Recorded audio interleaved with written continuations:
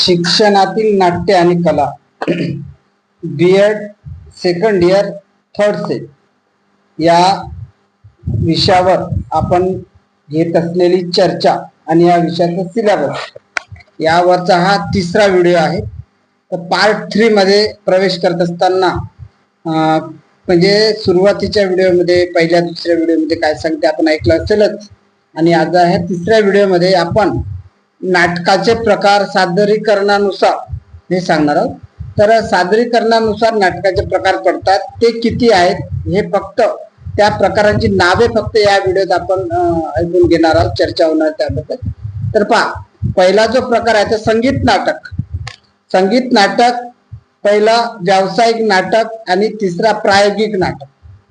संगीत नाटक, व्यावसायिक नाटक, प्रायोगिक नाटक, दूरदर्शन नाटक, रेडिओ नाटक. दूरदर्शन नाटक, रेडिओ नाटक, मुकाभिनय.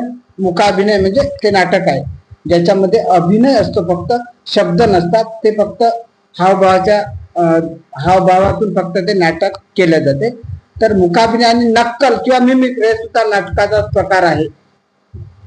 आणि यानंतर नाटकाचे जे असे प्रकार आहेत, ज्या नाटकाच्या प्रकारामध्ये नाट्य हा शब्द येतो म्हणजे पाठांतराच्या दृष्टिकोनातून सोयीचं आहे आणि ते प्रकार वेगवेगळ्या रीतीनं वेगळ्या पद्धतीनं क्रमाने आपण लक्षात ठेवू शकतो. तर पहा, बाहुली नाट्य, बाहुली नाट्य, बालनाट्य, पथनाट्य, लोकनाट्य आणि नाट्यछटा. बाहुली नाट्य, बालनाट्य, पथनाट्य, लोकनाट्य आणि नाट्यछटा हे आहेत.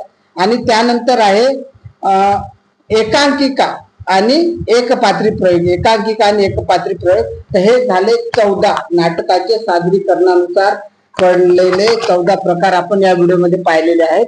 आणि यानंतरच्या व्हिडिओमध्ये या नाटकाच्या प्रकाराचा अर्थ काय होतो, म्हणजे मुकाभिनय म्हणजे काय, तर रेडिओ नाटक म्हणजे काय, दूरदर्शन नाटक म्हणजे काय, किंवा बालनाट्य म्हणजे काय, ते या नाटकाच्या प्रकाराचा अर्थ आणि त्या नाटकाची व्याप्ती आपण समजून घेणार आहोत.